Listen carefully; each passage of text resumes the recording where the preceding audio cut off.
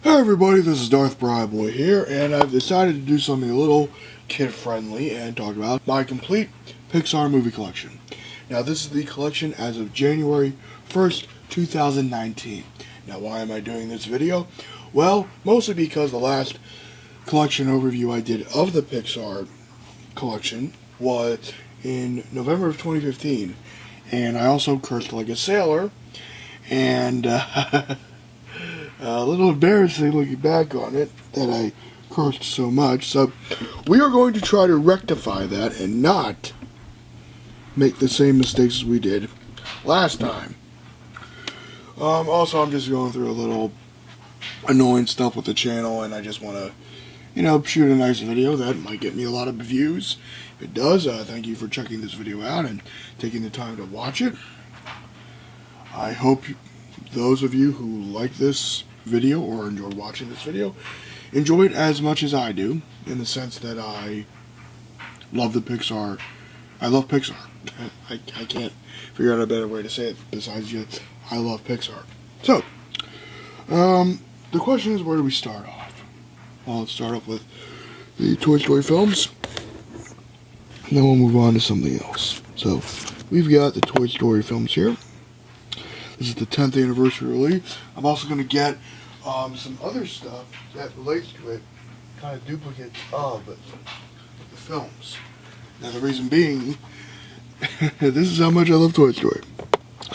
I bought it twice on Blu-ray. I bought it twice.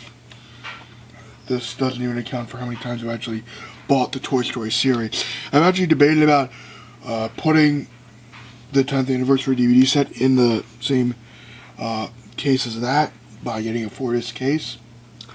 But the problem with that would be, it's just annoying because both of these releases are just gorgeous releases of the first Toy Story film, and Toy Story 1 is a classic.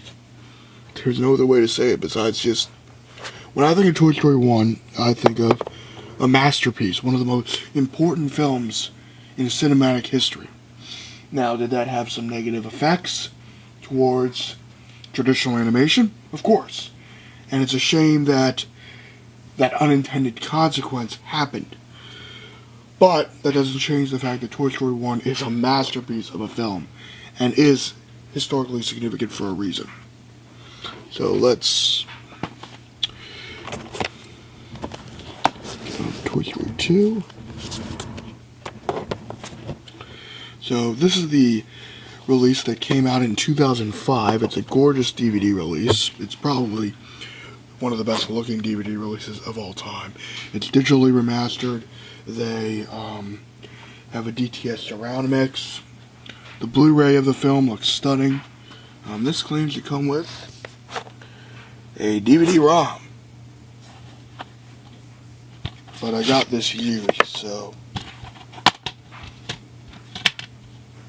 it's a shame no DVD-ROM. Oh well. And it can't get more perfect to talk about the Toy Story films because we have another Toy Story going out. So, if you want to know my thoughts on it, I did a video on Toy Story 4 back in December. I uploaded it in December. If you want to check out my thoughts on Toy Story 4, please click the link in the description below. Thank you. And let's get on to... The only reason I'm showing the duplicates off is because, well, they are part of the Toy Story series. And then we've got some extra Toy Story stuff that I didn't show off last time. Sorry if I'm hitting the microphone.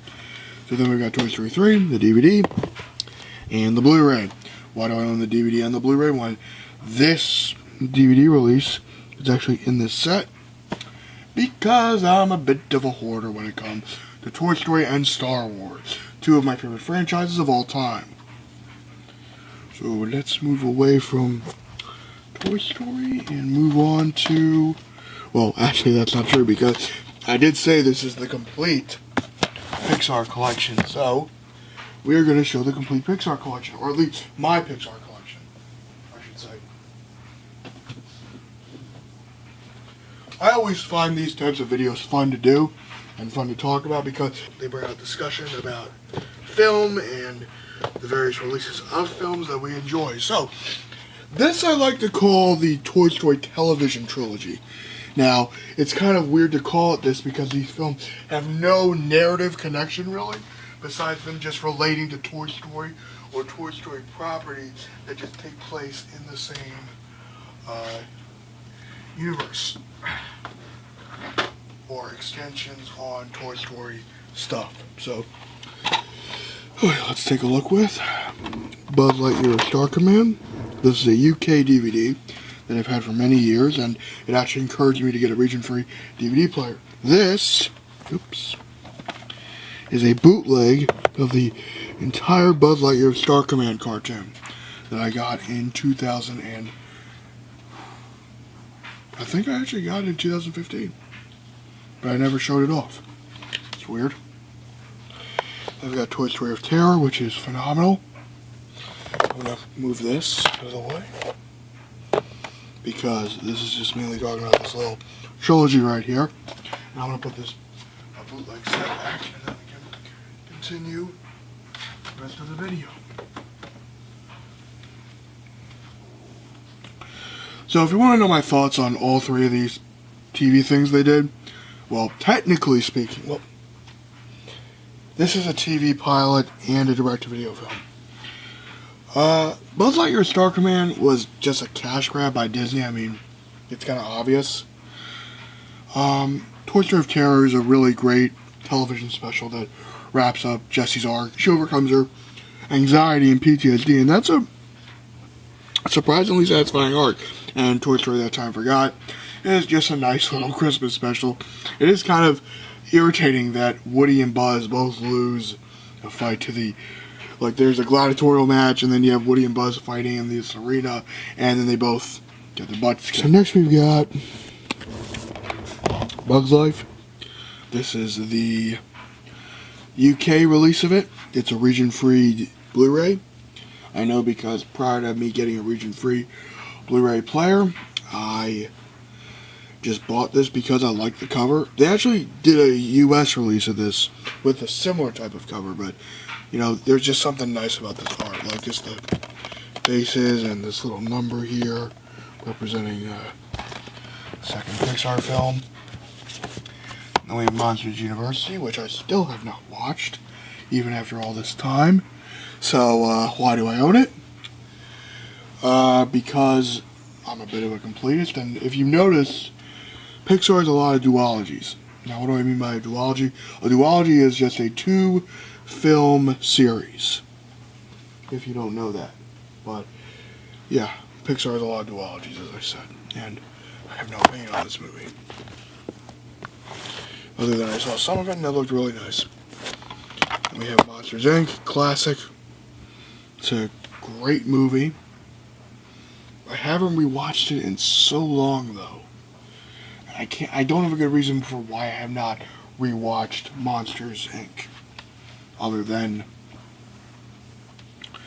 just time, I guess. I'm also worried if the DVD works. It probably does, but you never know with DVDs. They can deteriorate on you over time.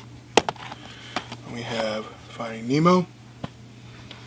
This is a really good release. It's kind of interesting because this DVD release goes into how they did a full screen release. For those of you that don't know, back when there were tube televisions, they used to do a full screen and a widescreen release. And Pixar cleverly did a full screen release without losing any of the image. So that was really fascinating. Finding Dory, which I saw with my mom a while ago, and we really enjoyed this film. I haven't rewatched it though, so that's a bit of a problem. I think I got that at a grocery store. And we have The Incredibles 1, and I can finally do this.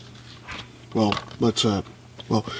we're gonna do this somewhat chronological, and like chronological being the years they came out, and series based. Like if you have a complete Pixar collection, you probably know what I'm talking about. It's a pain in the butt to really organize this in a way that's somewhat satisfactory, because then you can do it alphabetically, but then all your Pixar movies are out of order. You can do it chronologically, and your Pixar movies are in order, but the series are out of order, and that kind of just bothers me because I have a slight OCD kick where if it's out of order, my brain just, yeah, that's my brain. Okay.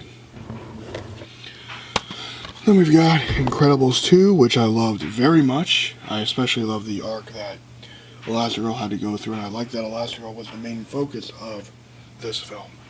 She's a very strong female character, and it's great to just see this family back, and I hope there's an Incredibles 3, because if Pixar wants to have 2 great trilogies, they could easily have 2 great trilogies.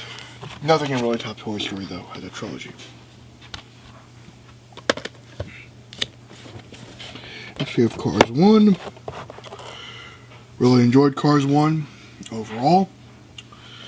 You know, it is a cliche film, but that doesn't mean it's bad.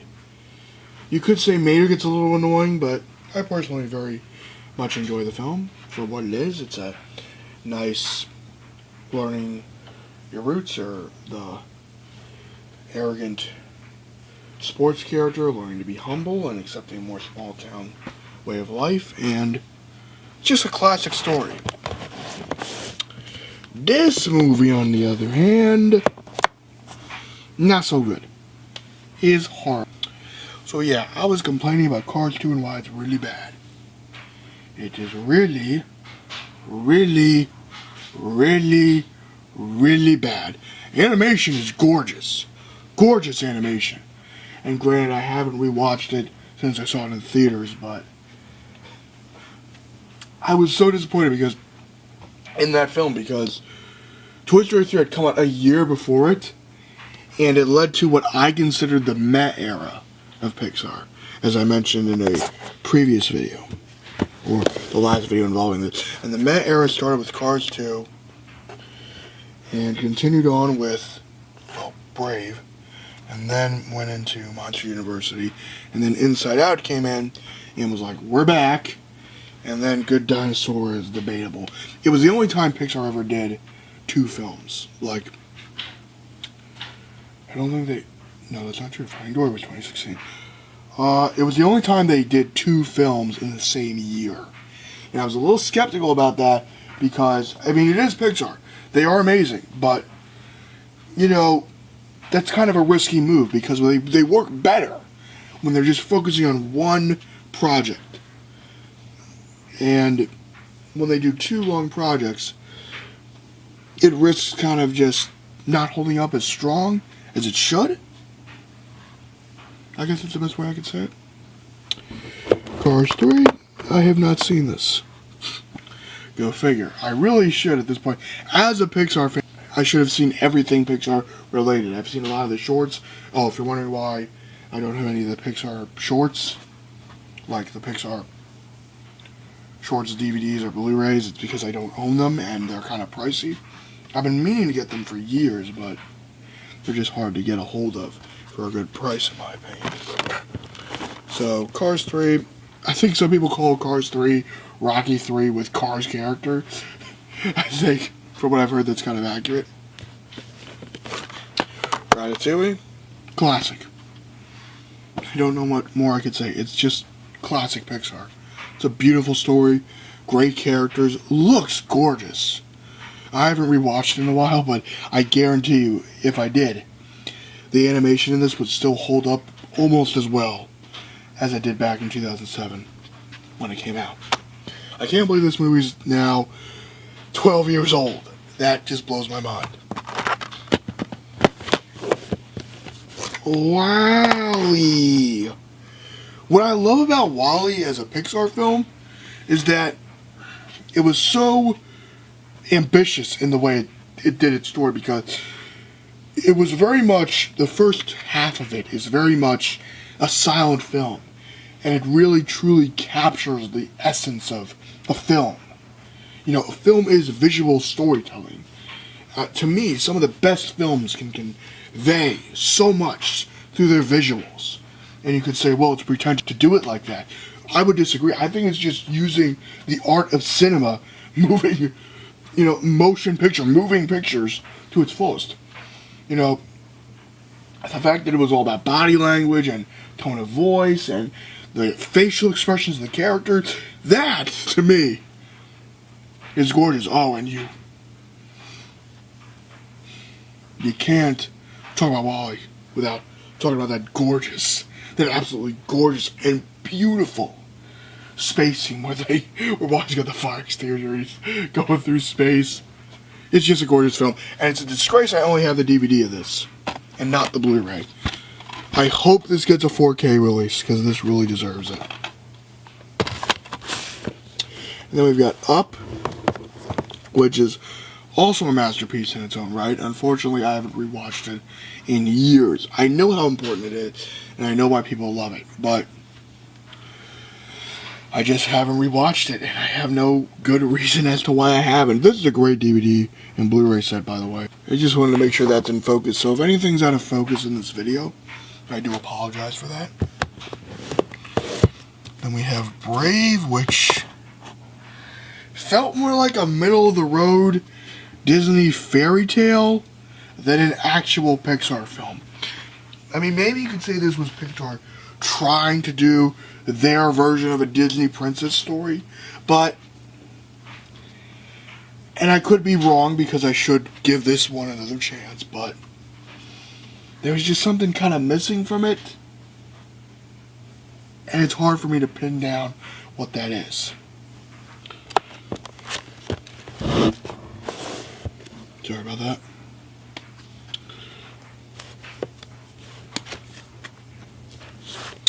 Inside Out. If you know my channel, you know I love this film. It is a gorgeous film. Just how they did it, like how they explored a child's emotions and how they personified that, and just how you had the cast and Lewis Black playing anger. Lewis Black, the comedian, playing the emotion anger. How is that not just perfect casting right in front of your face? Oh, it's just so perfect how they did that. I just skipped something by accident and it was on the back of my mind. So we're going to have to backtrack after we go over the Pixar film to get a Pixar Shorts Blu-ray. And then The Good Dinosaur. This is a beautiful Best Buy release. It's got a... Is this lenticular? Because... yeah, it is.